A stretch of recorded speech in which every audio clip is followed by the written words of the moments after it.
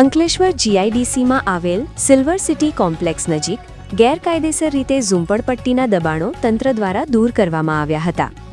Ankleshwar notified area authority દ્વારા સમયાંતરે ગેરકાયદેસર રીતે ઊભા કરાયેલા દબાણો દૂર કરવામાં આવી રહ્યા છે.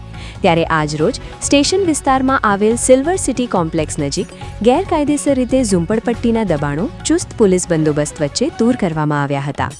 આ દબાણકર્તાઓને અગાઉ નોટિસ આપ્યા બાદ સ્વૈચ્છિક દબાણ નહીં હટાવવામાં આવતા આખરે તંત્રએ જાતે દબાણો દૂર કર્યા હતા.